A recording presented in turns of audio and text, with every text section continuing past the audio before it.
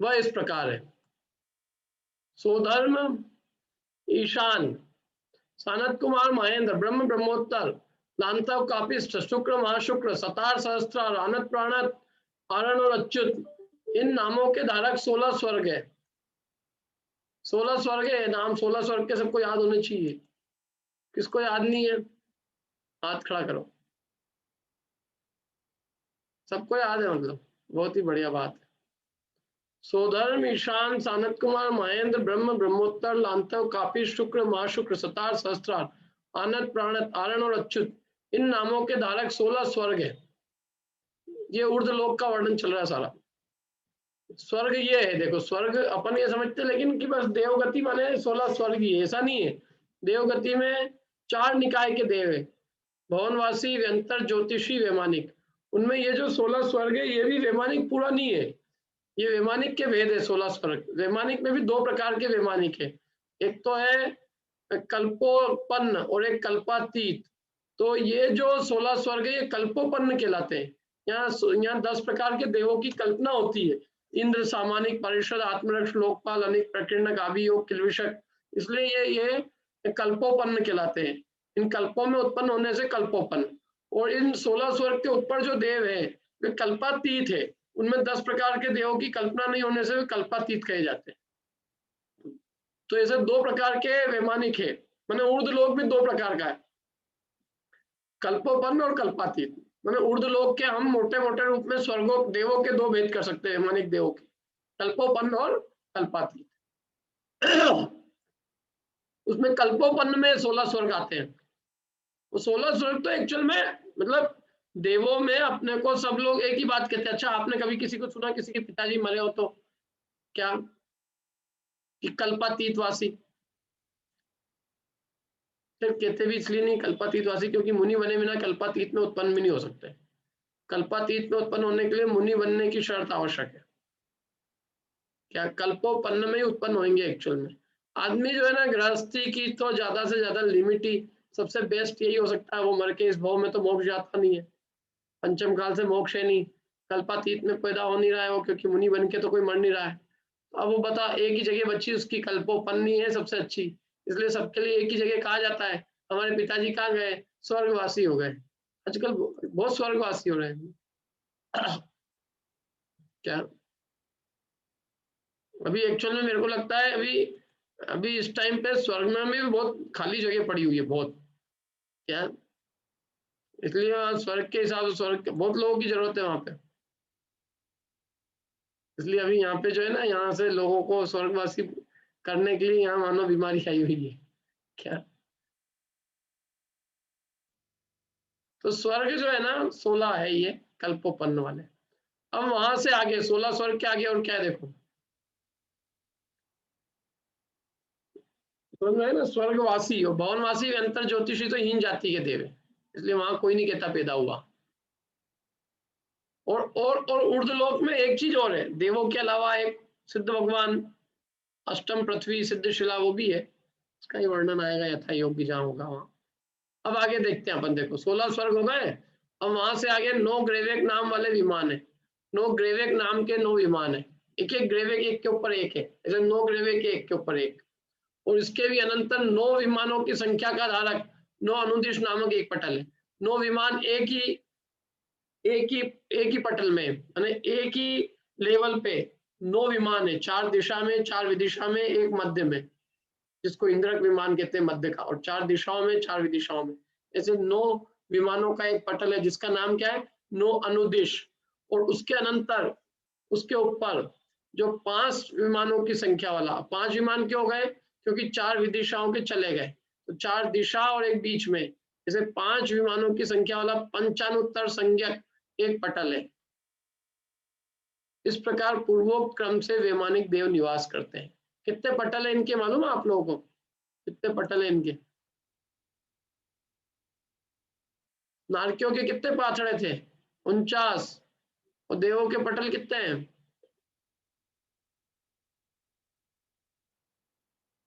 किसी को नहीं याद है?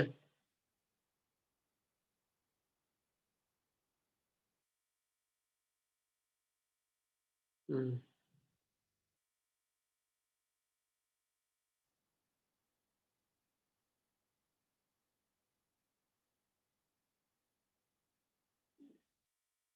बोलिए बिंदु जी। 63 पटल है। 63 पटल, अनीता जी ने भी उत्तर दिया, सही है, 63 पटल है। 63 पटल है, 63। अपन कौन से में जाएंगे 63 में से?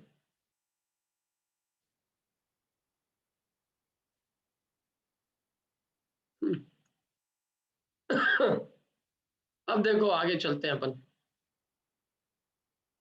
सबसे आखिरी का पटल जो है अनुत्तरों में है, सबसे पहला पटल सोधर्म ईशान में। यह वार्तिक अर्थात संग्रह वाक्य अथवा समुदाय से कथन है। अब सुनो, देखो इसके आगे, आदि में 12, मध्य में 8 और अंत में 4 योजन प्रमाण। अच्छा, ये एक और नहीं पढ़ा है। आदि में 12 योजन, मध्य में 8 योजन और आखिरी में 4 योजन प्रमाण। गोल विष्कम्भ व्यास की धारक, 40 योजन प्रमाण ऊंची जो मेरु की चूलिका है, उसके ऊपर देवकुरु अथवा उत्तर कुरु नामक उत्तम भोगभूमि में उत्पन्न जो मनुष्य है, उनके बाल के अग्रभाग जितने अंतर फासले पर ऋजु विमान है। बोलो, मेरु की चूलिका पे टच ही हो रही है जैसे कोई, इतना सा अंतर है। अंतर का है क्या, ये तो एक्चुअल में उस ऋजु विमान को आदि में करके चूलिका सहित 1,00,000 योजन प्रमाण मेरु की ऊंचाई का प्रमाण है। और वहां से 1.5 रज्जु प्रमाण जो आकाश क्षेत्र है, वहां तक सोधर्म और ईशान नामक 2 स्वर्ग है। क्या उस ऋजु विमान को देखो, ऋजु विमान को आदि में करके जो 1,00,000 योजन प्रमाण मेरु की ऊंचाई है ना, उससे ऊपर 1.5 राजू ऊपर, माने मेरु की ऊंचाई से 1.5 राजू प्रमाण जो ऊपर आकाश का क्षेत्र है, वहां तक सोधर्म और ईशान नाम के 2 स्वर्ग है। और उसके अनंतर 1.5 रज्जु पर्यंत सनत कुमार और महेंद्र नामक 2 स्वर्ग। वहां से अर्ध रज्जु प्रमाण आकाश तक ब्रह्म और ब्रह्मोत्तर संज्ञक स्वर्गों का युगल। वहां से भी आधे राजू तक लांता और कापिष्ट नामक 2 स्वर्ग। वहां से भी आधे रज्जु प्रमाण आकाश में शुक्र तथा महाशुक्र नामक स्वर्गों का युगल जानना चाहिए। उसके अनंतर आधे रज्जु तक सतार और शस्त्रा नामक स्वर्गों का युगल। तत्पश्चात आधे राजू पर्यंत आकाश तक आरण और अच्युत नामक 2 स्वर्ग जानना चाहिए। उनमें से पहले के जो 2 युगल है, उनमें तो अपने अपने स्वर्ग के नाम के धारक 4 इंद्र है, अर्थात पहले 4 स्वर्गों में स्वर्गों के नाम वाले 4 इंद्र है, और बीच के जो 4 युगल है उनमें अपने अपने प्रथम स्वर्ग के नाम का धारक एक एक इंद्र है, अर्थात ब्रह्म और ब्रह्मोत्तर स्वर्ग का एक इंद्र है और ब्रह्म स्वर्ग का इंद्र कहलाता है। ऐसे 12 स्वर्ग तक 8 स्वर्गों में 4 इंद्र जानने चाहिए, और इनके ऊपर जो 2 युगल है उनमें भी अपने अपने स्वर्ग के नाम के धारक आनत प्राणत आदि 4 इंद्र होते हैं। इस प्रकार समुदाय से 16 स्वर्गों में 12 इंद्र जानने चाहिए। 16 स्वर्ग से ऊपर एक रज्जु में 9 ग्रैविक, 9 अनुदिश और 5 अनुत्तर विमानों में निवास करने वाले देव हैं। इसके आगे इस एक रज्जु में ही 12 योजन चले जाने पर 8 योजन प्रमाण मोटाई की धारक और मनुष्य लोक के समान 45 लाख योजन नामक प्रस्ताव 75 लाख योजन प्रमाण विस्तार की धारक मोक्ष शिला है। उस मोक्ष शिला के ऊपर घनोदधि घनवात तथा तनु नामक 3 वात वायु है। इनमें जो तनुवात है वहां पर लोक के अंत भाग में केवल ज्ञान आदि अनंत गुण सहित श्री सिद्ध परमेश्वर निवास करते। समझ में आया कुछ? क्या क्या कहा, क्या समझ में आया बोलो?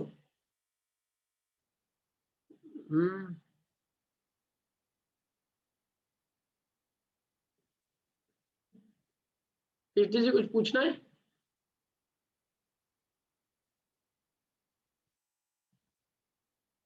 पूछना है कि अच्छा देखो, अपन थोड़ा सा इसका चित्र देखते हैं, चित्र से ही समझ में आएगा ये।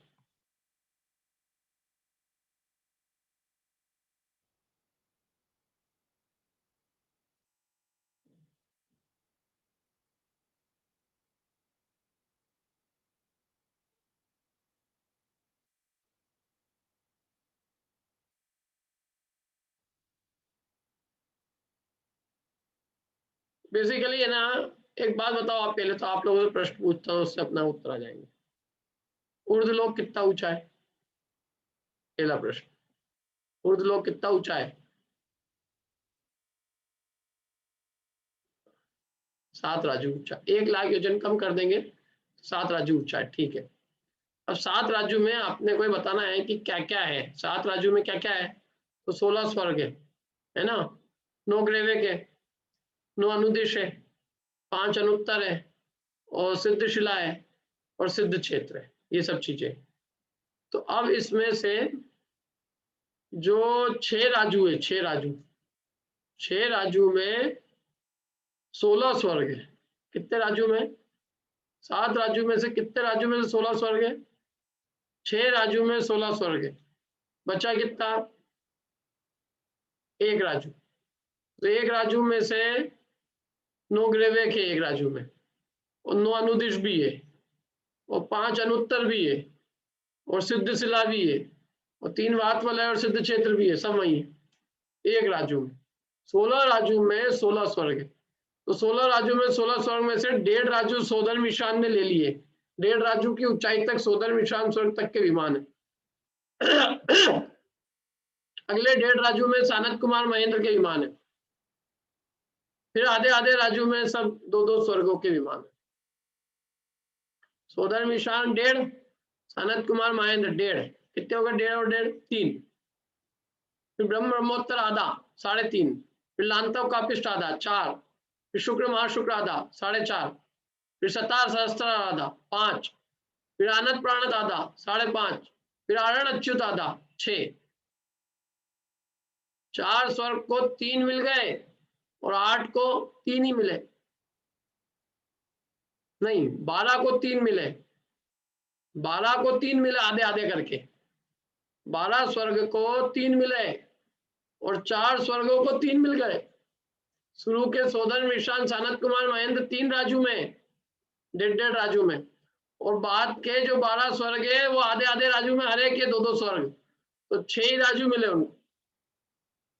6 क्या 3 राज्यों, आखिरी के 12 स्वर्गों 12 स्वर्ग 3 राज्यों में, और शुरू के 4 स्वर्ग 3 राज्यों में, जैसे 16 स्वर्ग 6 राज्यों में। यही समझ में? देखो थोड़ा, देखो देखो अच्छे से देखो इसको, तो थोड़ा दिख के भी समझ में आएगा। दिख रहा है चित्र?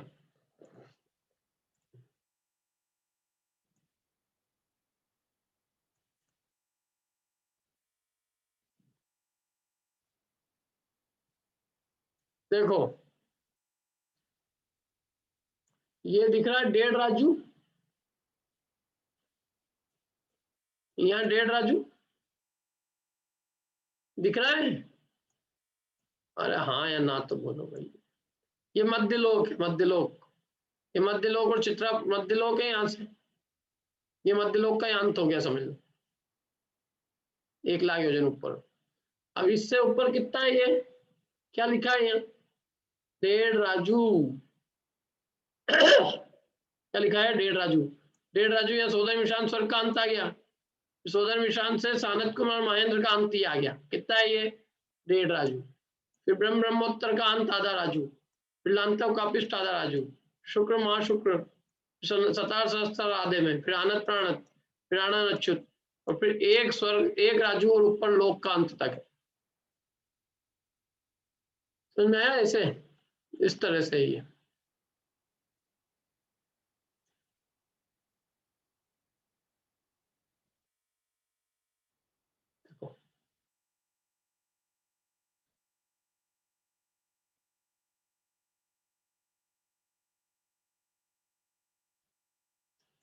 ये सोदर मिशान 1.5, सानत कुमार मायन 1.5 3, फिर आधे आधे में आधे राजू सानत कुमार मायन ब्रह्म उत्तर फिर लांतव का, फिर शुक्र शुक्र सतार सहस्त्र आनंद प्राणत आनंद अच्युत, फिर 16 स्वर्ग ये हो गए एक 6 राज्यों में, और फिर एक राज्यों में 9 ग्रेवेक 9 अनुदेश 5 अनुत्तर सब ऊपर तक लोक का अंत 1 राज्यों में। जैसे 7 राज्यों में पूरा ये ऊर्ध्व लोक फैला हुआ है। सरसनाड़ी में ही ये सब, सरसनाड़ी के बाहर सब खाली जगह पड़ी है, खूब एरिया खाली पड़ा है, जगह की कोई कमी नहीं है। देखो ये स्वर्ग लोक का चित्र दे रखा है, स्वर्ग लोक, ये नरक, ये मध्य लोक है यहाँ।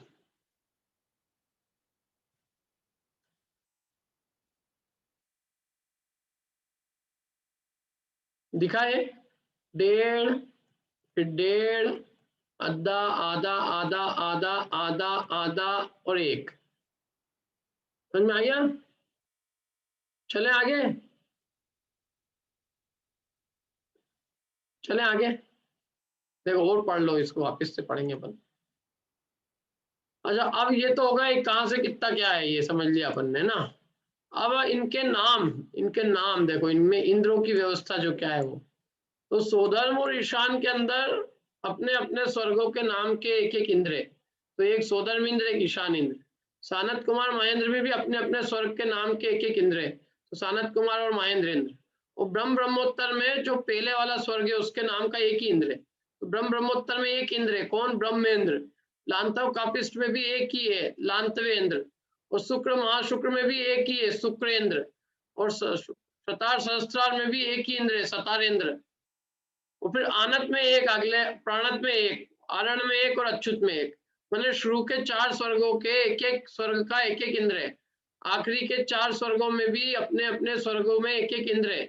और बीच के अंदर 2 स्वर्ग में एक इंद्र है। इसलिए बीच के 4 स्वर्गों में नहीं, बीच के 8 स्वर्गों में 4 ही इंद्र है। शुरू के 4 स्वर्गों में 4 इंद्र, आखिरी के 4 स्वर्गों में 4 इंद्र, और बीच के 8 स्वर्गों में 4 इंद्र। जैसे 4 4 4 करके 12 इंद्र है। कितने इंद्र है? 12। 12 ही इंद्र है। और 12 ही क्या है? प्रतिंद्र है। ऐसे 24 है कुल, 12 इंद्र 12 प्रतिंद्र। समझ में आया? ये है, ये यहाँ ये अपन ने पढ़ा था। पहले के जो 2 युगल है उनमें तो अपने अपने स्वर्ग के नाम के धारक 4 इंद्र है। मैंने सोधर्म ईशान सानत कुमार महेंद्र 4 इंद्र है। बीच के जो 4 युगल है उनमें अपने अपने प्रथम स्वर्ग के नाम का धारक एक एक इंद्र है। मैंने ब्रह्मोत्तर स्वर्ग का एक इंद्र है, जो ब्रह्म स्वर्ग का है वो इंद्र कहलाता है। ब्रह्मोत्तर में एक, फिर लांतव कापिस में एक, शुक्र महाशुक्र में एक, शुक्रेंद्र। सतार सहस्त्रार में एक पहले वाला सतारेंद्र। फिर इसके ऊपर जो 2 युगल है उनमें भी अपने अपने स्वर्ग के नाम के धारक 4 इंद्र होते हैं, आनत प्राणत आरण अच्युत। इस प्रकार समुदाय से 16 स्वर्गों में 12 इंद्र जानने चाहिए। क्या 16 स्वर्ग में इंद्र 12 ही है? 16 नहीं है, 12 इंद्र है। और 12 ही प्रतिंद्र है, 24 ऐसे कुल इंद्र प्रतिंद्र है। और इसके 16 स्वर्ग से ऊपर एक रज्जु में 9 ग्रहवेक है, 9 अनुदिश है, 5 अनुत्तर विमानों में निवास करने वाले देव। एक राजू में ये सब का निवास है, 9 ग्रहवेक भी है, 9 अनुदिश भी है, 5 अनुत्तर भी है। और इसके आगे एक राजू में ही, उसी एक राजू में ही 12 योजन, मतलब सर्वार्थ सिद्धि से 12 योजन और ऊपर जाओगे तो 8 योजन प्रमाण मोटाई की धारक और मनुष्य लोक के समान 45 लाख योजन प्रमाण विस्तार की धारक मोक्ष शिला है, सिद्ध शिला। 8वीं पृथ्वी में 45 लाख योजन प्रमाण की धारक और 8 योजन मोटी एक सिद्ध शिला है। और उस सिद्ध शिला के ऊपर, मोक्ष शिला के ऊपर 3 वात वलय है, घनोदधि, घनवात और तनुवात वलय। उसमें जो तनुवात वलय है अंतिम, उस तनुवात वलय में लोक के अंत भाग में सबसे आखिरी में, जिसके ऊपर कुछ नहीं है, एक प्रदेश आगे लोक अलोकाकाश है, वहां लोक के अंत भाग में केवल ज्ञान आदि अनंत गुणों सहित श्री सिद्ध परमेष्टि निवास करते हैं, सिद्ध भगवान निवास करते हैं। और अपन भी वही निवास करेंगे, सिद्ध बन के, निगोदिया बन के नहीं। समझ में आया? समझ में आया? ये उर्दू लोक का वर्णन हो गया, ये संक्षेप में। ऊपर तक ले गए आपको, सिद्ध शिला तक। कहां से चालू किया? बाल के अंतर देकर, सोदर ये सुमेरु पर्वत की जो चूलिका है उससे एक बाल का अंतर देकर सोधर्म स्वर्ग का पहला ऋजु विमान चालू हो जाता है। क्या? सुमेरु पर्वत की चूलिका के बाल के एक अग्रभाग का अंतर देकर प्रथम स्वर्ग का प्रथम ऋजु विमान है। और फिर वहां से प्रारंभ करके 1.5 राजू तक सोधर्म ईशान स्वर्ग के विमान है। फिर 1.5 राजू आगे सानत कुमार महेंद्र, और फिर उसके बाद आधे आधे राजू में, और फिर 1 राजू में, और आखिरी में सिद्ध शिला। फिर सिद्ध शिला के ऊपर 3 वात वलय और आखिरी में तनु वात वलय में सिद्ध भगवान निवास करते हैं। उसके आगे अलोकाकाश। और 16 स्वर्गों में 12 इंद्र है। अब स्वर्ग के पटलों की संख्या का वर्णन करते हैं। स्वर्ग के पटल की संख्या बताते हैं कितनी।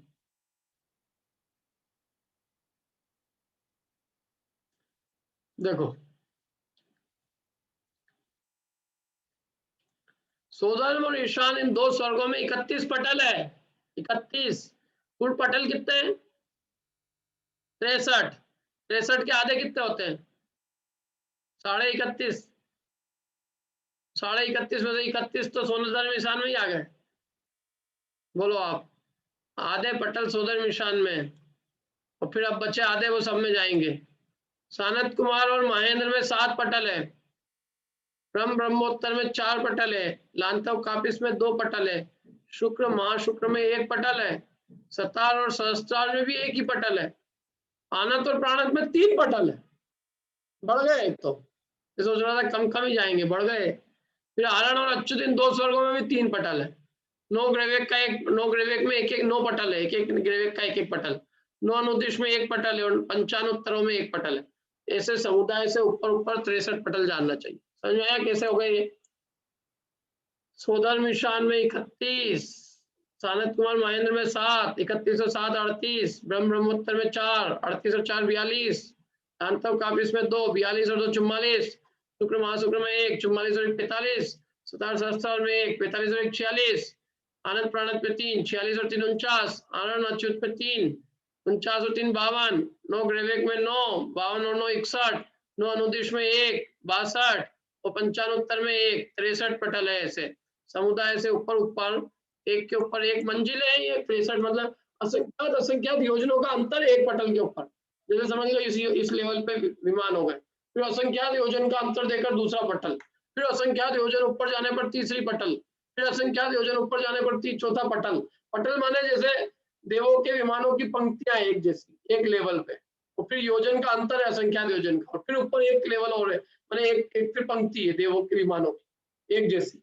जैसे अपने वो होती है ना मंजिल है, मंजिल तो अपने तो मंजिल में क्या होता है, मंजिल एक से एक लगी हुई होती है, लेकिन ये लगी हुई नहीं है। इनके विमानों में बीच बीच में अंतर है, असंख्यात योजन का। और जहां जहां विमान एक जैसे हैं इनके, वो पटल कहलाते हैं। एक लेवल पे जो है ना जितने विमान, वो एक पटल, फिर असंख्यात योजन का अंतर है, फिर एक लेवल पे एक विमानों की पूरी पंक्ति बसी हुई है पूरी। ऐसी बसी पंक्ति है कि बीच में एक इंद्रक विमान होता है, चारों दिशाओं में श्रेणीबद्ध विमान होते हैं, और विदिशाओं में भी श्रेणीबद्ध विमान होते हैं, और फिर दिशाओं और विदिशाओं के बीच में फूल की तरह जहां तहां बिखरे हुए प्रकीर्णक विमान होते हैं, वो प्रकीर्णक विमान कहलाते हैं, जो फूल की तरह फैले हुए होते हैं। ऐसे इनके विमान, मतलब एक लेवल पे जैसे अपनी होती है ना, जैसे समझ लो चौराया होता है, चौराहे में बीच में एक गोल गोल वो होता है बाग बगीचा टाइप, फिर चारों दिशाओं में मकान बने होते हैं। विदिशाएं तो नहीं होती, अपनी दिशाएं में मकान बन गए, और फिर फूल की तरह जहां तहां बिखरे हुए भी होते हैं कुछ कुछ।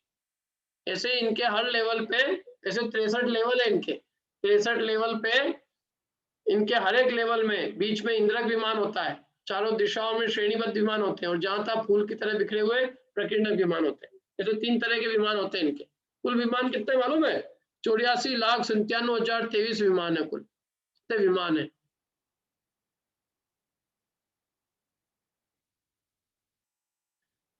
ऐसे इनकी पूरी रचना है, और इसमें भी सब सोदरमिंद्र कौन से विमान में रहता है, ये सब की पूरी वर्णन दिया हुआ है। जो इंद्रक विमान होता है ना, उसमें है सोदरमिंद्र, एक इंद्रक विमान में निवास है सोदरमिंद्र का, और वो भी कौन से पटल में जाके, 18वें पटल में शायद, मेरे ख्याल से 18वें पटल के इंद्रक विमान में। और देख लेना आप, यदि गलत तो उसको सही कर लेना। ऐसे ये 63 पटल है, 63 सबसे ज्यादा देव कौन सी पटल में है, ये कौन से स्वर्ग में? सोदर ईशान स्वर्ग में सबसे ज्यादा देव है, और सबसे कम देव कहाँ है? बताओ सबसे कम देव कहाँ है?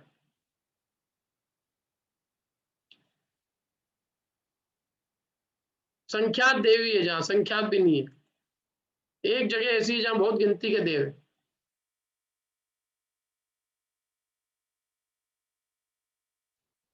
हाँ बोलो कीर्ति जी। सर्वार्थ सिद्धि होना चाहिए। हाँ, सर्वार्थ सिद्धि में गिनती के देव है, असंख्यात भी नहीं है, बहुत कम है। अनुत्तर में तो फिर भी असंख्यात है 4 अनुत्तरों में, लेकिन सर्वार्थ सिद्धि में गिनती के बहुत, मनुष्यों से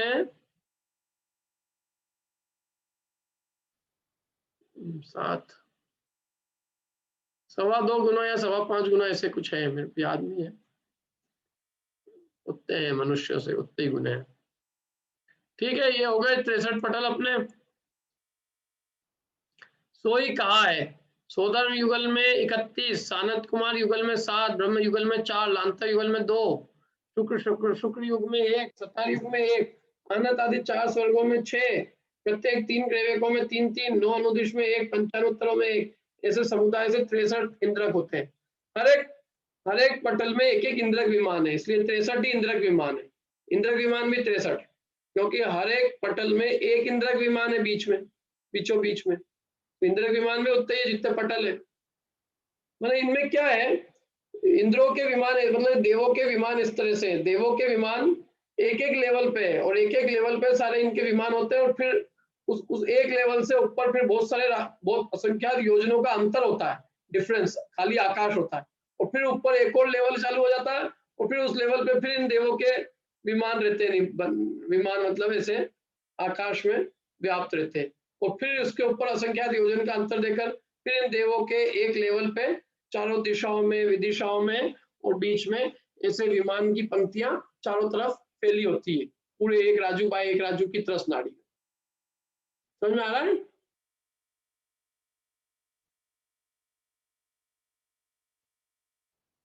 ऐसे 63 इनके 63 ही पटल है, और हर एक पटल में एक एक इंद्रक विमान, ऐसे 63 इंद्रक विमान होते हैं। अब इसके आगे प्रथम पटल का व्याख्यान किया जाता है। देखो प्रथम पटल का,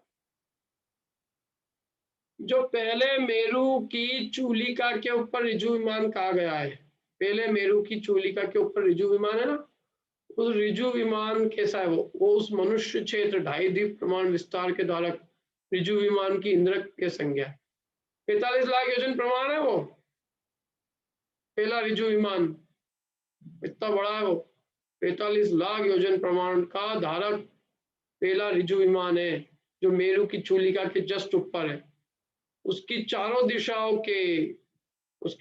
दिशाओं के भाग में, जो प्रत्येक दिशा में सब द्वीप समुद्रों के ऊपर असंख्यात योजन विस्तार के धारक पंक्ति रूप से 63 विमान है, उनकी श्रेणीबद्ध संज्ञा है, और जो विमान पंक्ति से बिना पुष्पों के प्रकर के समान चारों विदिशाओं में उन संख्यात असंख्यात योजन प्रमाण विस्तार वाले विमानों की प्रकीर्णक संज्ञा है।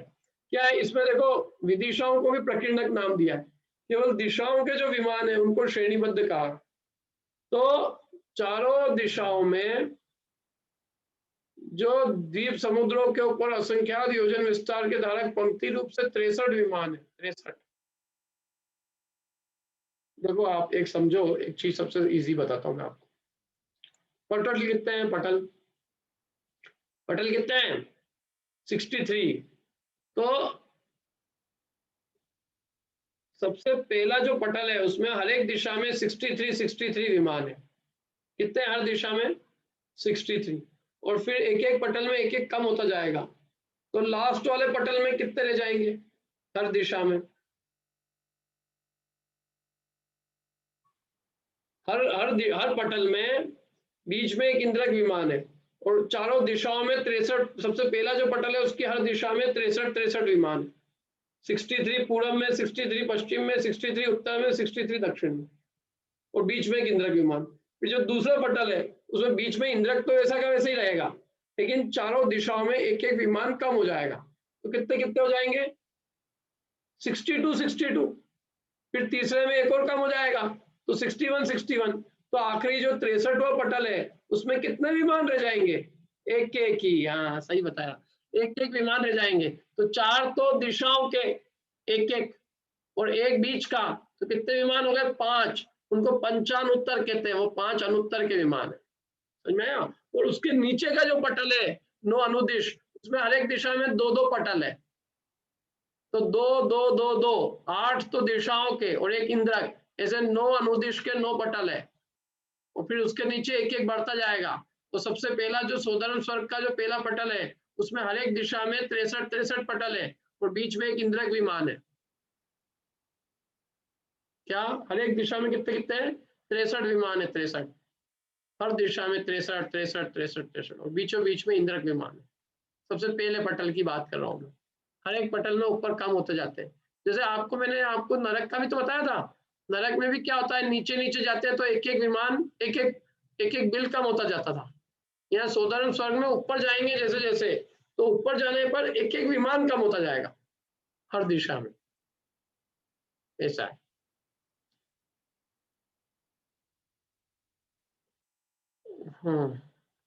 ऐसे समुदाय से प्रथम पटल का लक्षण जानना चाहिए। उन विमानों में जो पूर्व, पश्चिम और दक्षिण इन 3 श्रेणियों के विमान है वे, और इन तीनों दिशाओं के बीच में और जो 2 विदिशाओं में स्थित विमान है वे सब प्रथम सोधर्म स्वर्ग संबंधी। देखो 4 दिशा है ना, 4 में से पूर्व दिशा, पश्चिम और दक्षिण दिशा, तो पूरब, पश्चिम और दक्षिण इन 3 दिशाओं के जो विमान है, इन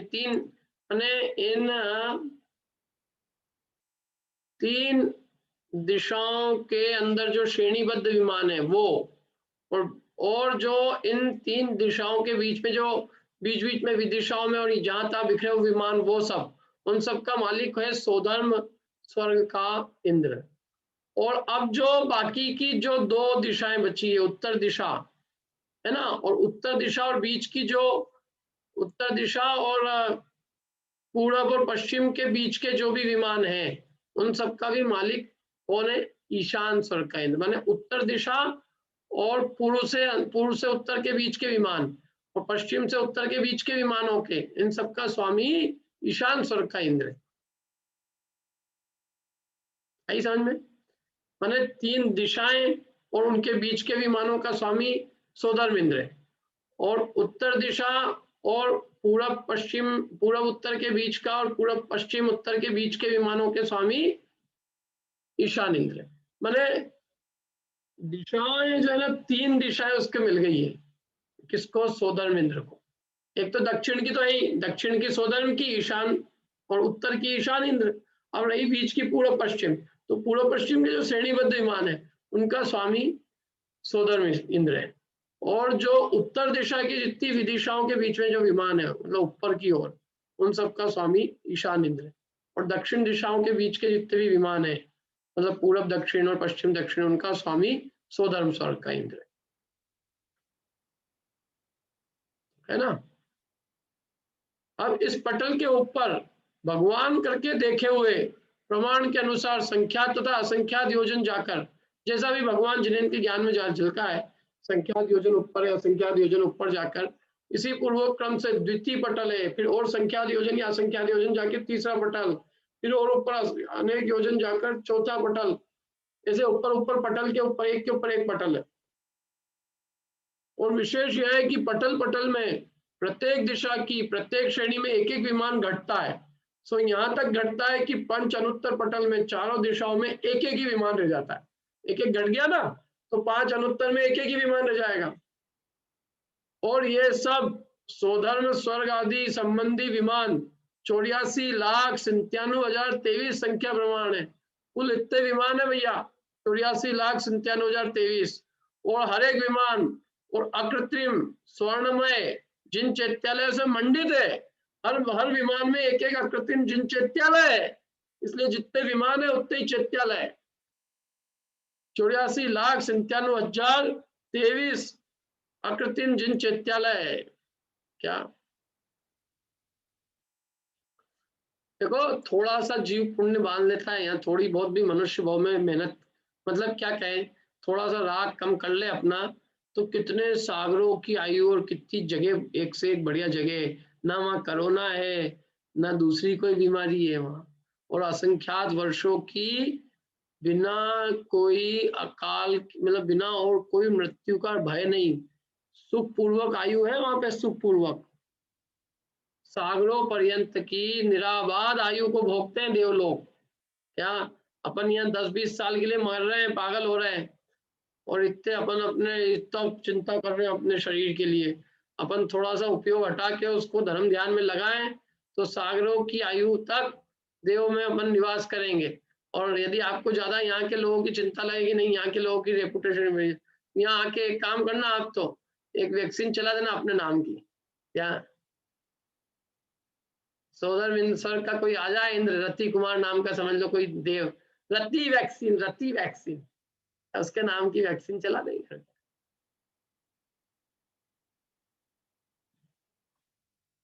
कितनी गजब व्यवस्था है, देखो आप। कितनी, अब इनकी आयु पढ़ते देखो, अब देखो इनकी आयु कितनी, अपनी तो कितनी सी आयु है इनके सामने है। छोटा सा छोटा देव भी है ना वैमानिक का, वो भी असंख्यात वर्ष की आयु रखता है, छोटा सा भी वैमानिक देव का निवासी।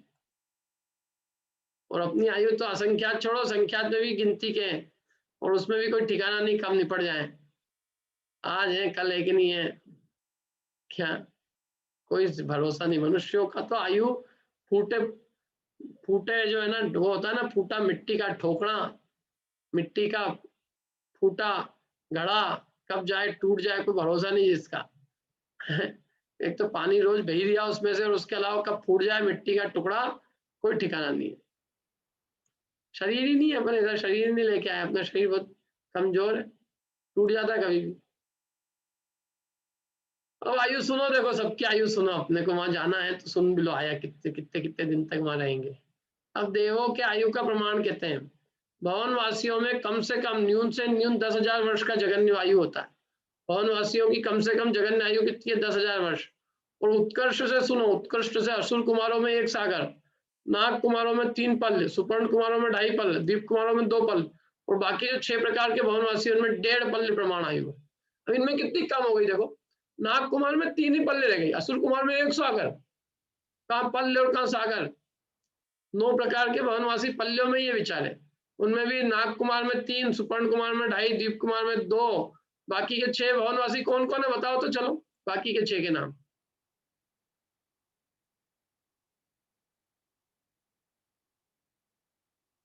6 प्रकार के भवनवासी जिनकी 1.5 पल्ली प्रमाण आयु है, उनके नाम बताइए।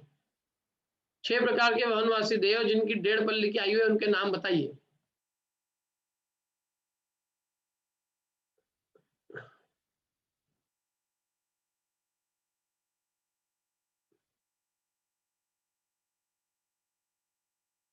हाँ बोलिए। बात कुमार, अग्नि कुमार, विद्युत कुमार, स्नित कुमार, और उदधि कुमार, और दिक कुमार। दीप कुमार तो आएगा ना, दिक दिक दिक दिक हाँ दिक। हाँ हाँ समझ गया, दिक कुमार, दिक कुमार अलग है, दीप कुमार अलग है। ठीक है, देखो तो ये 6 प्रकार के वनवासियों में 1.5 पल्ले की आयु है। द्वीप कुमार, द्वीप द्वीप में 2 की है, सुपर्ण में 2.5, नाग कुमार 3, और असुर कुमार में 1 सागर। ये असुर नाम है ना, सबसे खतरनाक दिखता है, लेकिन ये सबसे बेस्ट है वहां पे भवनवासियों में। इनकी आयु भी ज्यादा है, सब चीज ज्यादा है इनकी। क्या असुर कुमार नाम से तो ऐसा लगता हो असुर, असुर कौन बनेगा, और असुर कुमार सबसे बेस्ट है वहां। और व्यंतरों में 10,000 वर्ष का जगन्य आयु, और कुछ अधिक 1 पल्ल का उत्कृष्ट आयु है, कुछ अधिक 1 पल्ल, बस कुछ अधिक 1 पल्ल। ये व्यंतर बहुत हीन जाति के लगते हैं मेरे को, इनकी कोई वक्त मतलब ऐसा लगता है बिल्कुल। खैर ज्यादा नहीं बोलना, अभी कोई हुआ जाएगा, लेकिन फिर भी ऐसा लगता है ये व्यंतर जो है ना, बहुत, एक तो आयु विचारों की देखो कितनी कम है, 10,000 वर्ष है ना जगन्य, और उत्कृष्ट भी 1 पल्ल कुछ अधिक, माने भवनवासियों में कम से कम भी 1.5 आयु की उत्कृष्ट आयु है, 1.5 पल्ले की। देखो बाकी के 6 भवनवासी उनमें 1.5 पल्ले प्रमाण उत्कृष्ट आयु है, और इनकी 1 पल्ले, बस कुछ अधिक 1 पल्ले उत्कृष्ट भी, मैंने सबसे हल्के वाले जो भवनवासी है उनसे भी, उनकी उत्कृष्ट आयु से भी व्यंतरों की उत्कृष्ट आयु कम है, कुछ अधिक 1 पल्ली है, और जगन तो 10,000 वर्ष ही है। क्या ये बहुत इनके, ये है ना, ये भी कोरोना ग्रसित है आधे तो, इतनी जल्दी जल्दी मर रहे हैं 10,000 हजार में, क्या बिल्कुल बिटेरान मरते हैं इनमें भी। मेरे को लगता है ये भी है ना, ये भी वहाँ वहाँ एक तरह के ऐसे मतलब वो वाले टाइप के देव है ये, हीन जाति के, जिनके हर 10,000 हजार साल में मृत्यु हो रही है, ज्यादा से ज्यादा 1 पल्ल प्रमाण जी रहे हैं, मतलब बहुत बहुत ज्यादा पैदा होके और बहुत मरने वाले लोग हैं ये। फिर भी 10,000 भी बहुत होते हैं, खैर 10,000 साल तो जी रहे हैं, क्या अब 10,000 हजार में क्या क्या करते होंगे ये क्या क्या पता। 100 साल का अपना एक लाइफ है ना, एक लाइफ मतलब अपने जितने 100 साल के लाइफ स्पेन उनको कितने मिल जाते हैं? 100 मिल जाते हैं 100, अपनी 100 भी नहीं मिल रही खैर अपने को तो, और 100 में से भी अपने तो 9 महीने तो घर में चले गए, फिर उसके बाद स्कूल की पढ़ाई में चले गए, फिर कॉलेज की पढ़ाई में चले गए हैं, बोलो अपने तो कितने सारे तो यूं ही चले गए अपने। मेरे को मालूम होता ना सही में, मेरे को बचपन में कि 100 साल आदमी की बहुत कम एज है, तो मैं ये सब पढ़ाई लिखाई तो खैर इतने साल अपन काहे के लिए पढ़ाई लिखाई करते, आराम से मस्ती करते हैं क्या, मेहनत कर करके भी क्या ले लिया उसने। 5 साल ऐसे ही चले गए जिंदगी के, 6-7 साल पढ़ने में। कुछ नहीं है जी, ज्यादा बहुत मेहनत कर रहे हैं लोगों ने, ओ ये वो ये, एक्चुअल में लाइफ तो कैसे ही पूरी हो जाती जरा से में। देखो आप, वो खूब पैसे भी इकट्ठे कर लेते, पैसे काम तो आते नहीं कोई इतने। एक सामान्य जिंदगी में भी आदमी का जीवन चलता है। आदमी भी बने हुए इंजीनियर डॉक्टर की 5 साल नहीं पढ़े ना, 5 साल आराम से तीर्थ क्षेत्र की वंदना करे, धर्म ध्यान करे, आत्मा का कल्याण करे। क्या बहुत आयु का में आदमी को भरोसा नहीं हो रहा है। अखबार हम पढ़े 1-2-4 मरेंगे तब समझ में आएगा काम कितनी कम है। तो इनकी आयु कम है भाई, व्यंतरों की है। अब ज्योतिष देवों की आयु सुनो, ज्योतिष बहुत ज्यादा जिंदा रहते हैं। ज्योतिष देवों में जगन्य आयु भी पल्ल के 8वें भाग प्रमाण है, कम से कम भी पल्ल का 8वां भाग है। और उत्कृष्टता से चंद्रमा में एक पल्ल 1 लाख वर्ष, सूर्य में एक पल्ल 1000 वर्ष का आयु है। कौन ज्यादा जिंदा जीता है बोलो, चंद्रमा की सूर्य? चंद्रमा को तो अपने लोगों ने ऐसा हीन कर रखा है बिल्कुल, जबकि चंद्रमा इंद्र है और 1 लाख वर्ष एक पल्ले की आयु है। सूर्य प्रतिंद्र है, उसकी तो एक पल्ले 1000 वर्ष की आयु है उत्कृष्ट। शेष ज्योतिष देवों का उत्कृष्ट आयु आगम के अनुसार जानना चाहिए। अब आगम के अनुसार जान लेना चाहिए आप। अब कल्पवासियों में सुनो, कल्पवासियों में जो सोधन ईशान स्वर्ग के देव है, उनकी जगन्यता से कुछ अधिक एक पल्ले और उत्कृष्टता से कुछ अधिक 2 सागर प्रमाण आयु। जगन्य कितनी है? कुछ अधिक एक पल, और उत्कृष्ट आयु कुछ अधिक 2 सागर। एक पल में असंख्यात करोड़ पूर्व होते हैं। कितने? असंख्यात करोड़ पूर्व। और 1 करोड़ पूर्व में कितनी आयु होती है? एक पूर्व में दीप्ति जी मालूम है 1 पूर्व कितना बड़ा होता है? पढ़ चुके अपन ये इसी में, अभी अपन ने पढ़ा था ना ये 1 पूर्व की आयु। विदेश क्षेत्र के अंदर अपन पढ़ रहे थे कि विदेश क्षेत्र में 1 करोड़ पूर्व की आयु होती है। तो 1 पूर्व का प्रमाण बताया था वहां पे हमने, इसी किताब में भी लिखा हुआ था। अरे अपन ने इसी वृहद्रव्य संग्रह में पढ़ा 1 पूर्व का आयु प्रमाण। आप लोगों को ध्यान नहीं है मतलब। बोलो मला अभी। 56 करोड़ 70 हजार बताया था ना आपने भी। अरे आप लोग ऐसे बोलते हो मैं ही भूल जाऊं साला।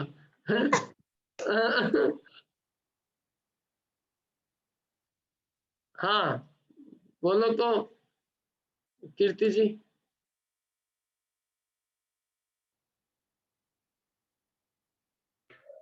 70,56,000 करोड़ वर्ष। हाँ 70,56,000 करोड़ वर्ष का एक पूर्व होता है। क्या माला अभी वापिस से बोलो, अब सही करना आपकी बात। 70 करोड़ 56 लाख।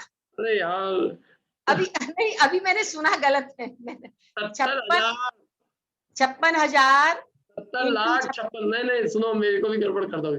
70 हाँ, लाख 56,000 करोड़ वर्षों का एक पूर्व होता है। बोलो तो वापिस।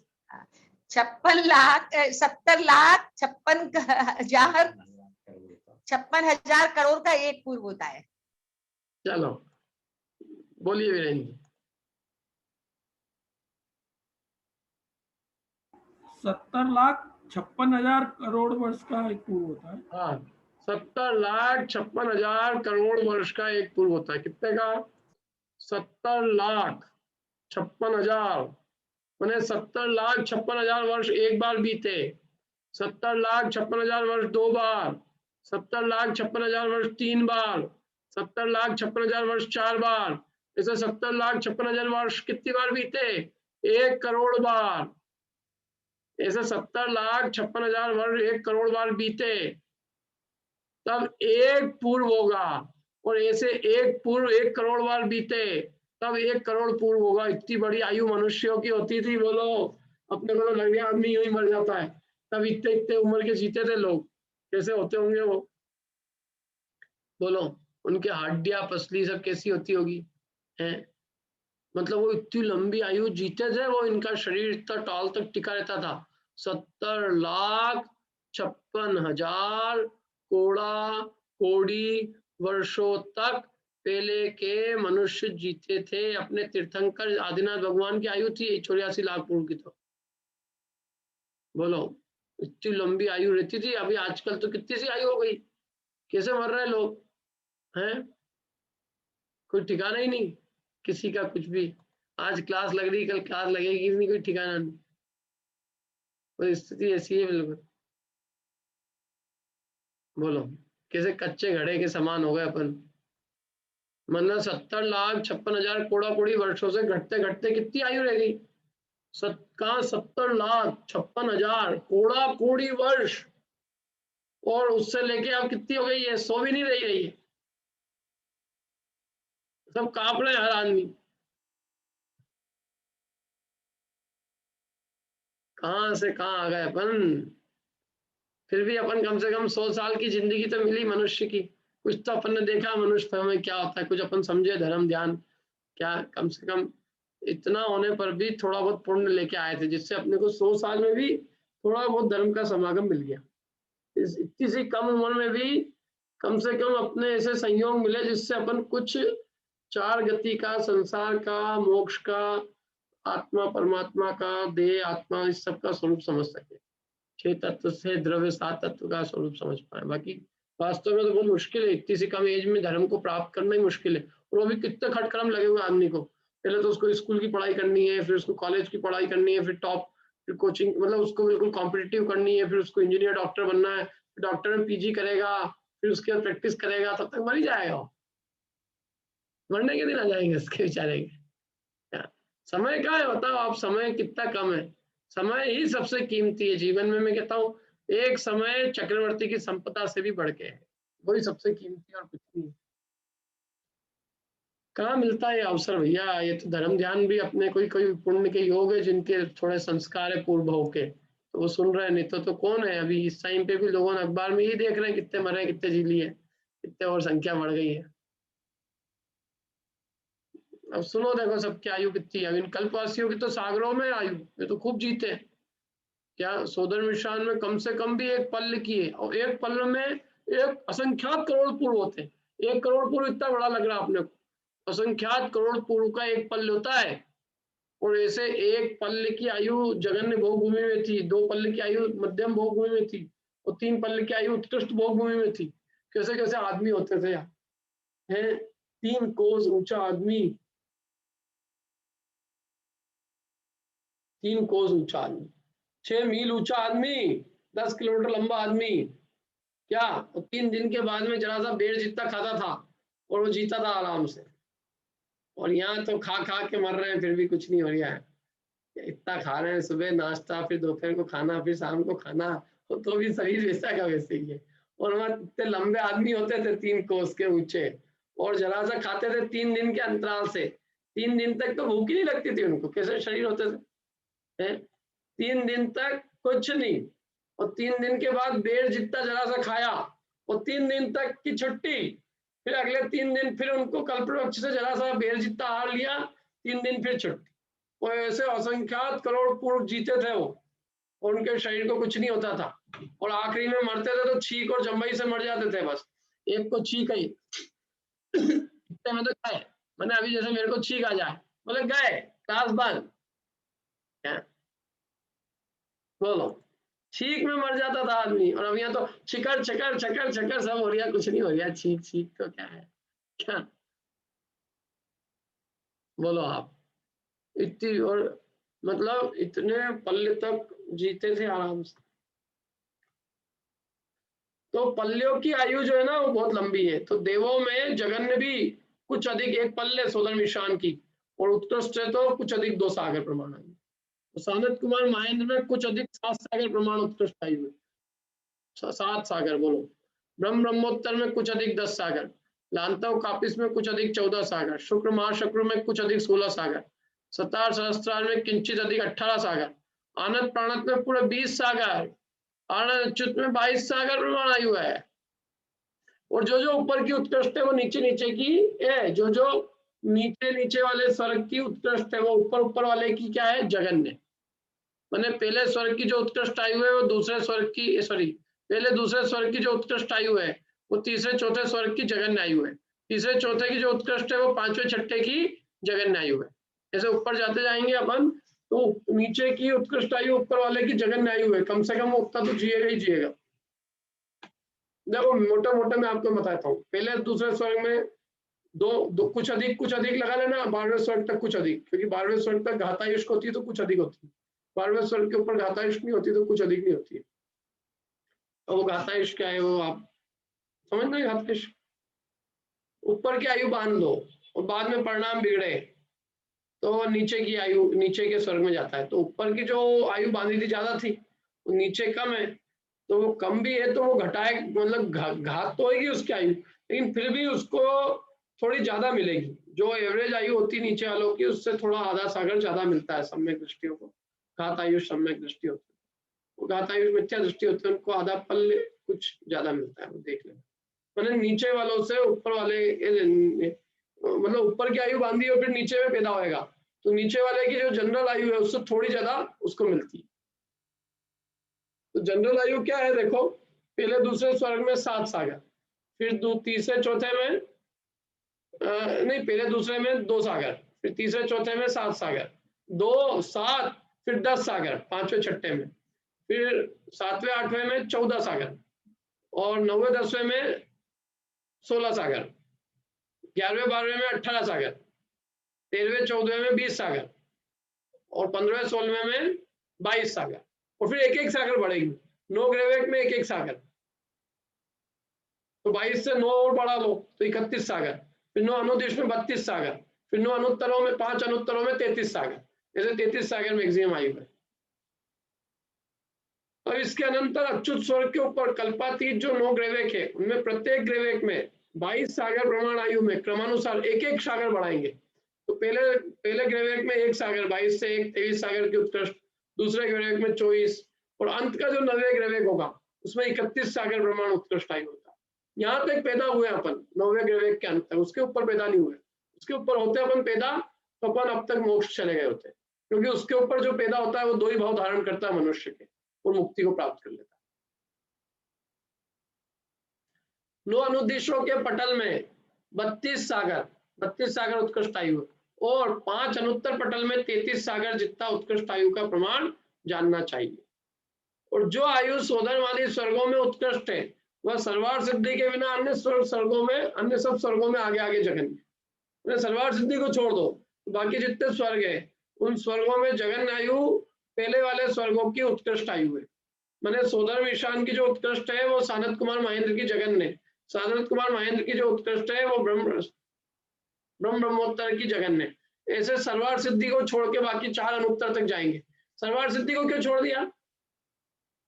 क्योंकि सर्वार्थ सिद्धि में जगन उत्कृष्ट का भेद ही नहीं है। सर्वार्थ सिद्धि में एक ही आयु है बस 33 सागर की। सर्वार्थ सिद्धि में न जगन्य न उत्कृष्ट, एक ही तरह की आयु होती है फिक्स 33 सागर, मतलब 33 सागर। 33 सागर से एक समय कम नहीं, 33 सागर से एक समय ज्यादा नहीं, एक ही आयु है वहां।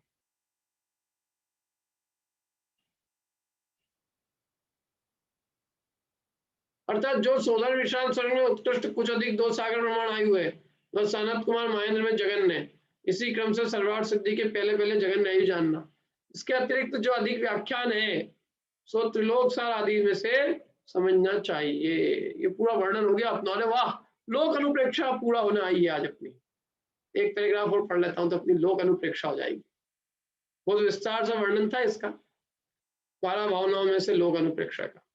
और आदि मध्य तथा अंत से रहित शुद्ध बुद्ध एक स्वभाव का धारक जो परमात्मा है, उसमें सकल पूर्ण रूप से विमल स्वच्छ जो केवल ज्ञान नामक नेत्र है, उसके द्वारा जैसे दर्पण में प्रतिबिंबों का भान होता है, उसी प्रकार शुद्ध आत्मा आदि पदार्थ आलोके जाते हैं। मैंने अपने ज्ञान में शुद्धात्मा आदि पदार्थ देखे जाते हैं, आलोके जाते हैं, जाने जाते हैं, परिचिन्न किए जाते हैं। इस कारण वह निज शुद्धात्मा ही निश्चय से लोक है। लोक 6 द्रव्य का समूह लोक नहीं, अपना आत्मा ही निश्चय से लोक है, क्योंकि अपने आत्मा में 6 द्रव्य देखे जाते हैं। जहाँ 6 द्रव्य देखे जाते हैं उसको लोक कहते हैं।